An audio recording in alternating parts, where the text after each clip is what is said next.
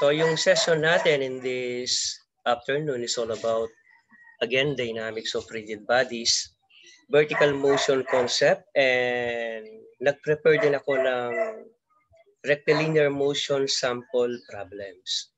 At syempre, ang inyong teacher, yours truly, Mr. Danilo Guzman, ang magtuturo sa inyo hanggang mamayang alas 6 ng hapon.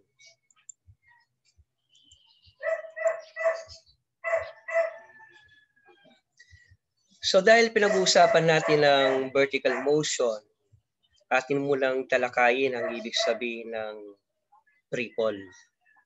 The motion of an object under the effect of gravitational force only. Yan ang ibig sabihin ng free fall. Siyempre, ito yung mga halimbawa natin regarding about free fall. Halimbawa, falling leaves from a mango tree, falling motion of skydivers, or another example, dropping a rock or a stone.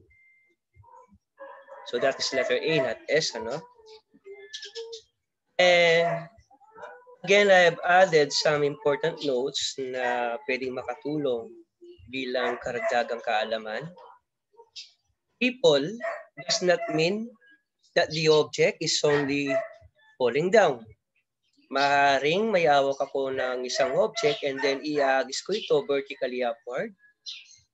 So that's again an application of free fall. Or for the second one, objects thrown upward or downward and those released from rest are all examples of free fall. So yan ang ating mga important notes in this session under ng free fall.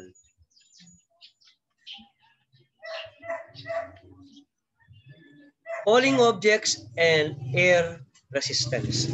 Example, piece of paper.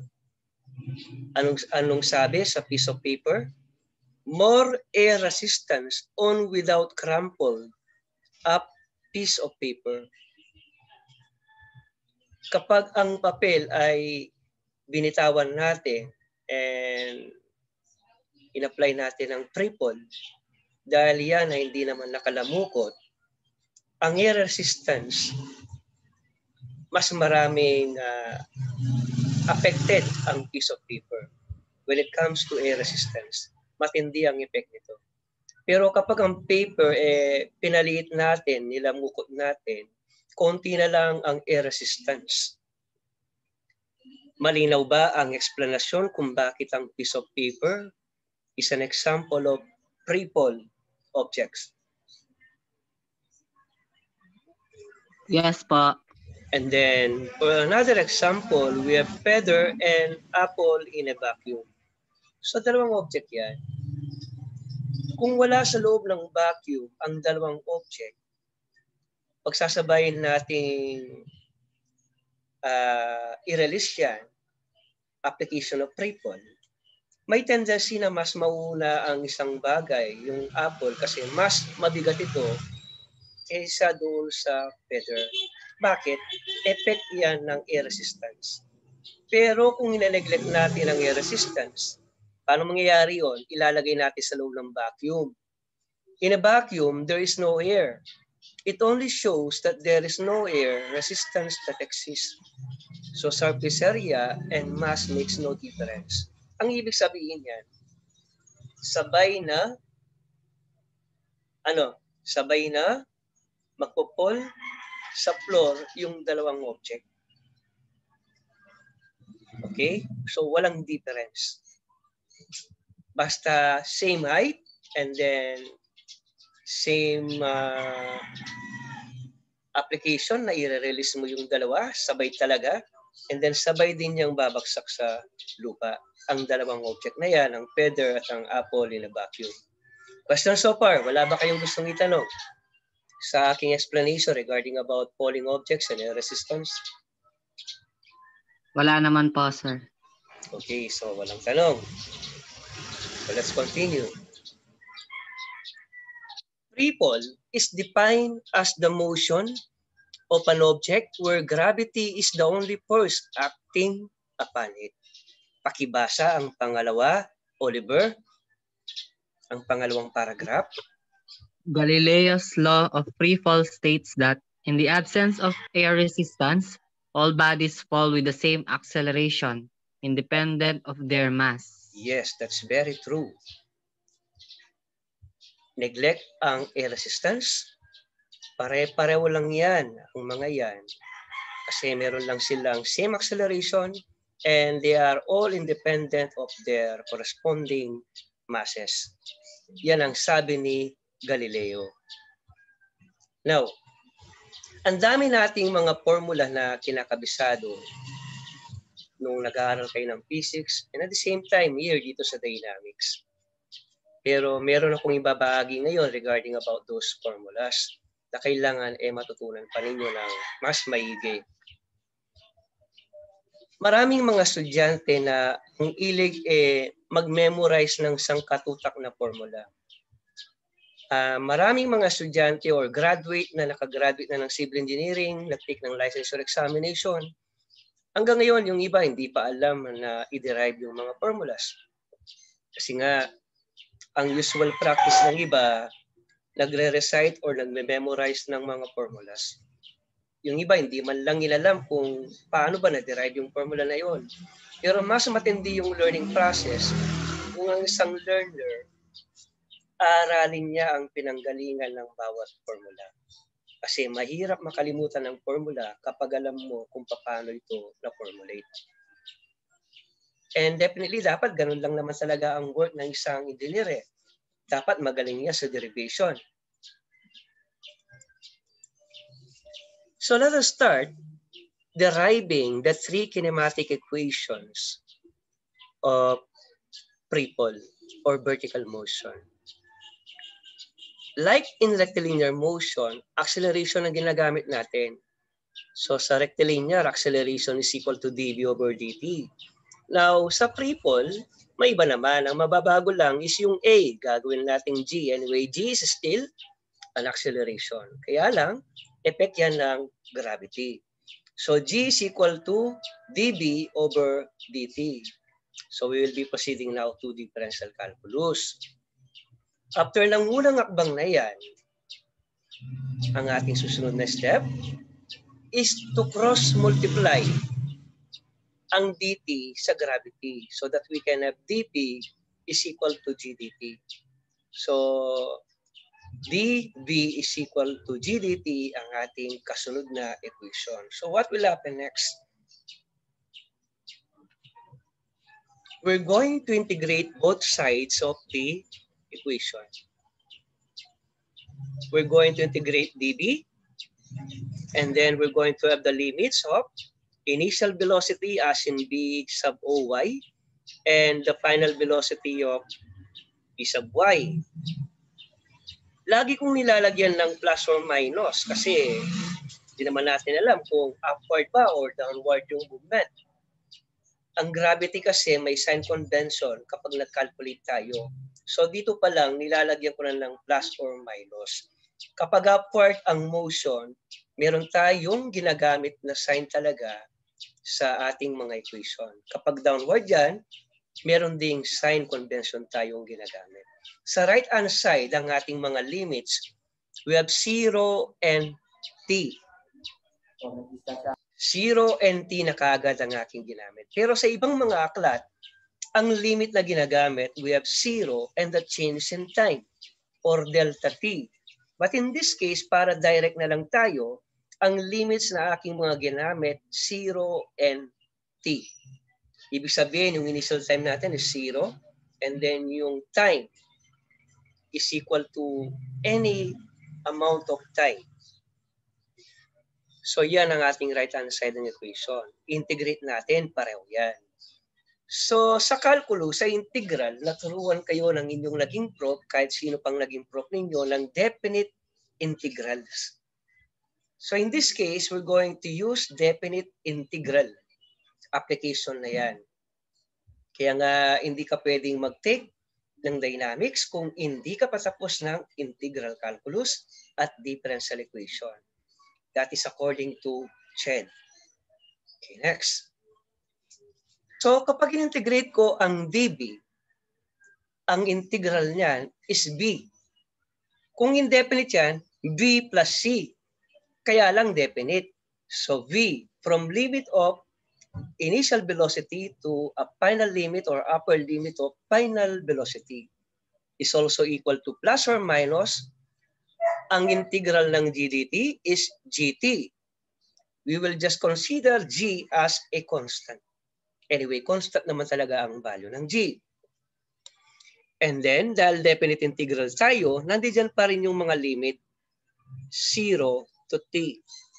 Kapag nag-substitute tayo ng limit, lagi tayong nagsisimula sa upper limit, and then minus yung nasa ibaba after ng substitution, yung ating lower limit.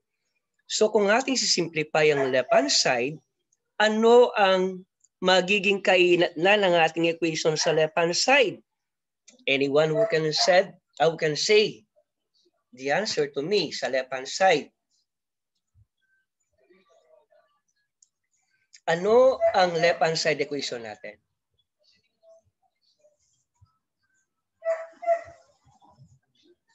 Class, this is just an integral calculus and tapos na kayo doon. Kung hanapan ko ng integral, definite integral, ang aking left-hand side na equation na ipinapakita ngayon, ano ang kaantungan ng ating equation? It's a very simple question. Ano ang nasa left-hand side? Anyone among you? Class, we are deriving a formula here and we are applying what we have learned from integral calculus. Hindi pwedeng hindi ninyo alam yan, yung nasa left-hand side, kung anong magiging kainatnan. Substitution lang naman yan, di ba? So una, substitute mo muna yung upper limit doon sa b. Ibig sabihin yan, b is equals to b sub y. Then minus, then substitute muli yung lower limit. Then you will have it, yung nasa left-hand side. Please cooperate. Ano yung sagot dyan sa left-hand side natin?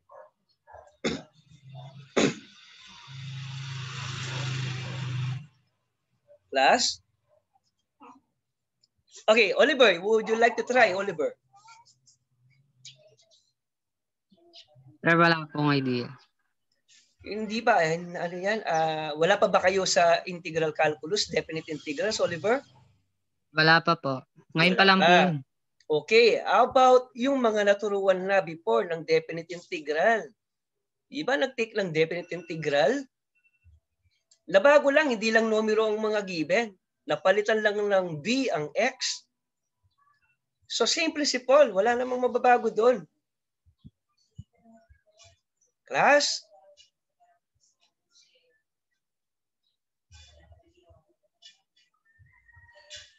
Okay, let me give you an example of definite integral before I proceed.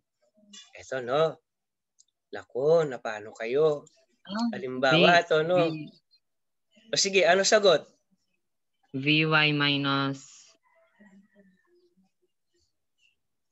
Minus what? V of OY. Okay. Initial po. Okay. So, final velocity minus initial velocity. So, sabi ni Oliver, yun ang nasa left-hand side. Okay. How about yung nasa right-hand side?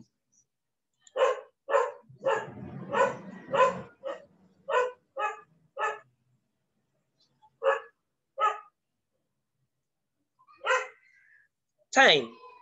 Time pinag-uusapan dyan. T. At may dalawa tayong pwedeng i-substitute sa T. We have the upper limit of T also and a lower limit of 0.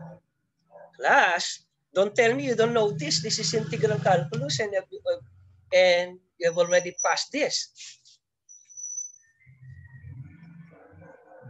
Alam niyo dati yan, dapat kasi... Sige anak, sige ano? Wait lang po. 0 tapos GT squared. Oh, are you sure? Yun lang po yung nakikita. Okay, allow me to give you an example. I cannot just give you the result there. Kasi tapos na kayo ng integral eh. Sagwa naman kung di nyo alam yan. Halimbawa to, no? Naglalagay ako ng limit na 1 and 2. Now, if I'm going to integrate this is just simply x squared over 2. And I will just write the limits here. 1 to 2. 2 is the upper limit and 1 is the lower limit. Now, what will I do next? Substitution. So, una kong gagamitin ang upper limit sa papaanong paraan? X squared over 2, di ba? So, brain ko muna yan. Dapat ganito pagkakasulat. Okay, so let me proceed. So, we have it as 2 squared over 2. So, una ko munang sinubstitute ang 2 sa bawat x na meron. And then, after niyan, na substitute yung upper limit, subtract naman. Afterward, nating may substitute ang 1 sa x. So, 1 squared over 2. So, sa unang term, 2 squared is 4. Then, divide by 2. We have 2. Minus, 1 squared is 1. So, minus 1 half. Hindi ba? Now, ang 2 maaari nating isulat ng 4 over 2. Bakit ko piniling 4 over 2? Kasi same denominator sila. Yun, 2 yun. No? So, minus 1 half. So, what's then the result? Common denominator. Simple fraction yan. So, 3 over 2 ang ating sagot dito. Yan. Ayan ang sagot dyan, ha? Now, ano ang kaibahan nito? Dito. At saka ito, wala. Di ba? Now, pwede na ninyo sigurong sagutin yan. Ano yung hinahanap kong mga equations? Ano yung hinahanap kong equations sa baba? I-review ko na kayo ng integral calculus kahit nasa dynamics tayo. Anong sagot natin?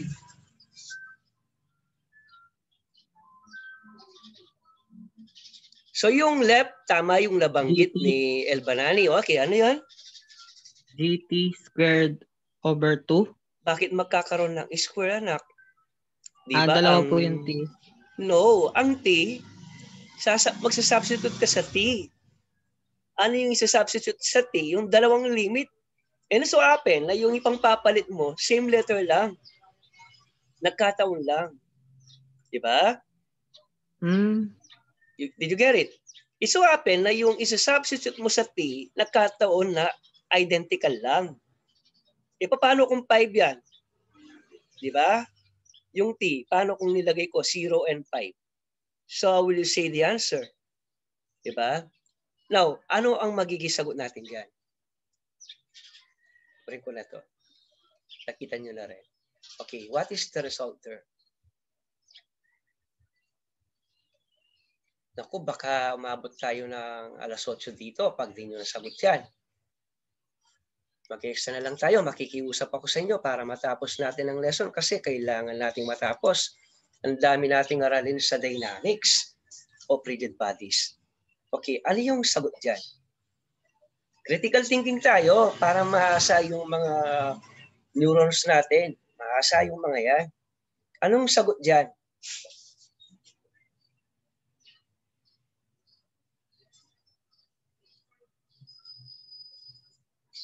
Namnamin nating maigi ang step by step ng ating mga equations. Nagsisimula pa lang tayo. Gusto ko matutunan nyo ng gusto ang konsepto ng triple ng purong-purong. Ano yan? Tama yung nabanggit mo kanina, Elbanani. BY minus BOY ang nasa left. So equal to plus or minus times what? The parenthesis of? Alin nakapaloob? Kapag nag-substitute tayo ng T sa T at ng 0 sa T. Di ba difference lang yan? Upper limit minus lower limit? Sige. Tuloy na. G lang po. Are you sure na G lang na? Okay, rewrite ko yung GT, no? Let me rewrite GT. GT. Yan. At ang ipangpapalit natin sa T, dalawa. Ang lower limit 0 at ang upper limit T. Okay. Susulat ko muna yung G. Ano yung karuktong ng G? Ano yung ipampapalit ko sa T na upper limit? T po. T. So paano ko susulat? Di ba GT pa rin? Ang pinampalit ko dito, nagkataon, kamukha lang. Okay? T po. Okay. So ano yung susunod na sign? Plus minus. Andito na yung plus or minus. But plus or minus pa? Di ba kapag Ano po, sir? Minus difference po. lang, minus Ay, lang. minus, sir. Minus. Okay. Minus So anong kasunod? G. G times 0. 0. Yan. Okay, nakuha na? Okay, Apa, let us see sir. kung tumama tayo.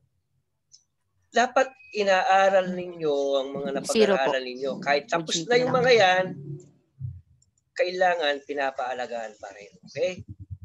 Okay, at yung kasunod. Yan. O, yan ang hinahanap ko. So dahil G times 0, 0 na lang yan. Ito na lang ngayon ang ating equation. By minus Boy is equals to plus or minus GT. And then the next thing to do is that we're going to transpose the initial velocity to the right-hand side of the equation. Lilipat ko ito sa kanan. Yan. Di ba't yan? Lagi nating nakikita sa mga aklat yan. Yan ang ating kinematic equation number 1. Ganyan siyang na-derive. Now, magde-derive tayo ng panibagong formula. Kaso, gagamitin natin ang ating kinematic equation number 1. Hanapin natin ang ating pangalawang kinematic equation. Okay? Ang nasa left-hand side, sige, tulungan ko kayo mag-analyze. Ano ba yung letra na nasa left-hand side ng ating kinematic equation? Anong letra yan? V. V. V po. Anong tawag sa V? Ano ba Velocity. yung V? Velocity. Ano bang unit Apa. ng velocity? Anong unit ng velocity o speed? Sige nga. Anong unit na ginagamit natin palagi? Yung standard. Meter per Meter second. per seconds. Yung meter, ano yung meter? Anong unit ang meter? Anong SI unit yan? Ang meter.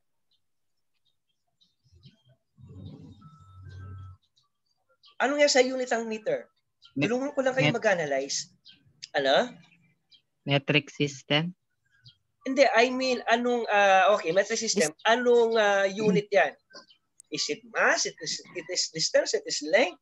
Or what? Distance. Okay, or length. Distance. Ang S, ano yun? Time. Time. So, distance over time. Di ba? Yan ang katumbas ng velocity. So, paano natin i-apply ang ating mga derivative dyan? Doon pa lang, may idea ka na kasi ang katumbas ng unit ng velocity, tinutulungan ko lang kayong mag-analyze, meter over seconds. So, paano ang application ng calculus dyan? Kita ko na. Yan. dy over dt. Diba ang y? Triple tayo, kaya y ang ginamit. So, kapag y, ang unit na ginagamit, kapag I is meter. Kapag seconds, we use t. So, dy over dt. Ang dy, ang katumbas niyan, the derivative of y with respect to t or dy over dt. At i-equate natin ang ating kinematic equation number 1 sa dy over dt. dy over dt now is equal to boy plus or minus gt. What do you think will be the next move? Ano yung next move? Ang dami kong binasa sa inyo during our period na nag-discuss ako. Integrate. So tingnan natin kung integrate nga, no? Kung galing ka dito, Yan, may inaanap kang pangalawang equation, mag-integrate ka ng twice. Ito yung first integration at ito yung ating pangalawang integration. Now, if I'm going to integrate dy over dt, what is the result? Indefinite integral yan. Sige. Ano sagot sa dy over dt? Last, what is the integral of dy over dt? Wala kayo, integral, napakasimple, basic lang yan. What is then the integral of dy over dt? Jalene, anong integral yan?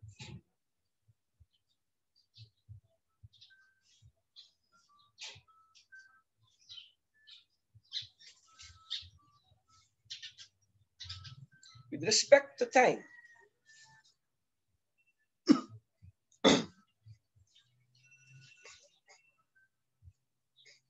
Okay.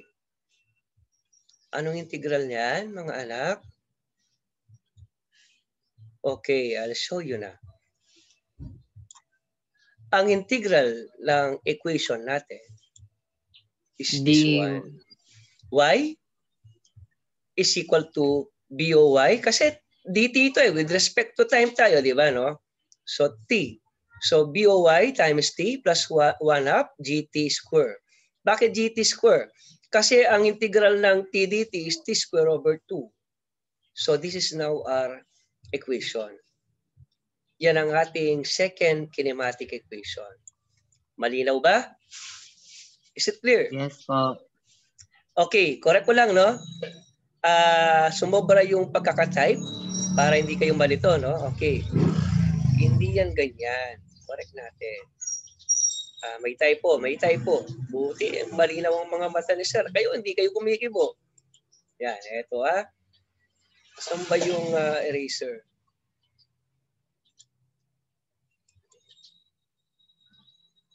Ano yung eraser? Ito. Kailangan pala pindutin ko muna yon. Okay, iayusin ko siya, no? Pagkakatype. So, dy lang yan. dy over dt tama dito. Pero dito, alisin ko yung dt. Kasi nalipat na doon. Okay? Dapat integral of dy lang. O, burahin ko to, no? Yan. Integral of dy. Kasi na-cross-multiply na natin yung dt sa right-hand side. Okay? Naintindihan ba? Naintindihan? Kaya siguro Yes, hindi nyo po. ma-integrate. Buti na lang, nakita natin yung typo. So, yung dt, cross-multiply natin sa right-hand side. So, ito yung equation natin yan. The integral of dy is equal to the integral of boy plus or minus gt, then dt. Ang integral ng dy is y. Ang integral ng boy with respect to t is boyt. Kasi yung boy is considered as a constant. And then, gt, may t siya. So, gt square over 2. Kaya 1 half gt square over 2. Plus or minus pa rin. Yan ang ating second kinematic equation. Okay, let's proceed.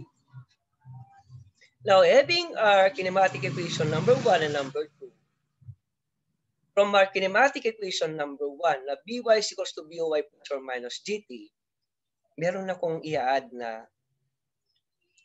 formula. Gravitational acceleration is also equal to change in velocity over change in time. And that is actually equal to by minus boy all over time minus 0. Actually, nanggaling yan sa kinematic equation number 1. Bakit? Tingnan nyo Di ba? By minus boy all over time. Kapag na-cross multiply ako ng t, we have gt equals to by minus boy. Ito pa rin yun. So simplify natin. Yan ang value ngayon ng ating gravitational acceleration. Na actually, nanggaling lang yan sa kinematic equation number 1. So ano yung purpose ko kung bakit ko ipinakita yung mga yan? Tatawagin natin ang value ng g as our equation 1. And then, meron pang isang equation na kailangan ninyong matutunan. Kasi kailangan nating ma-derive ang equation 3, yung kinematic equation. Ito yung pamamaraan para ma-derive ninyo at alam ninyo ang pinanggalingan ng formula na ginagamit natin. Yan. Y is equal to 1/2 times or the average of the velocity. Average velocity times the time. Diba? Final velocity and initial velocity divided by 2, that is an average velocity. 10 times the time. And this is going to be our equation number 2. So may purpose ako kung bakit ipinakita ko ang dalawang equation na yan. Tandaan ninyo na ang product ng Y at ang gravitational acceleration, diyan natin mauugot ang ating kinematic equation number 3. Sa papaanong paraan? I-multiply natin ang dalawang yan. The product of these two, ang output natin ay ang ating kinematic equation number 3. Okay, let's proceed. Ito ang tawag natin kinematic equation number 1. And ito naman ang ating kinematic equation number 2. Okay, continuation ng ating calculation. Again, let me rewrite kinematic equation number 1 and kinematic equation number 2. Let us have now the product of these two equations. We have to solve for gy. And gy now is equal to the product of these two equations. Ayan na yung dalawang equation natin. So gy is equal to the amount of g times the amount of y. And let us now simplify our equation. Algebra na naman yan. Una, kinansela na natin ang parehong t, both sides, both numerator and denominator. And then we have cross-multiply. Hindi muna natin pala cross-multiply. Nilagay natin yan sa unahan. Ito siya ngayon. So ito yung mga natira. Okay, proceed. Dito, i-cross-multiply na natin ngayon ang 2 sa left-hand side. 2gy is equal to this. So, para mabigyan ng kaalagaan ng mga napapag-aralan ninyo, actually, kung nasa right-hand side ng equation natin, application ng special product. Product of the sum and difference of the same two terms. So kapag ganyan yung tipo, first to first and last to last multiplication lang tayo. Ang parehong first term na by i-multiply natin and then minus, i-multiply natin yung parehong last term na b sub oy, parehong initial velocity. And with that, we have this equation now. And if we're going to transpose yung may negative sa left-hand side, yan ang ating equation. At yan ang ating kinematic equation number 3. Ganyan siyang na-derive. Hindi yung basta lang natin minimemorize yung mga formula. Kasi pag nakalimutan yan, hindi na natin marirecall. Mas mailam na yung naintindihan natin kung bakit nagkaroon ng mga formula na yan. Malinaw ba?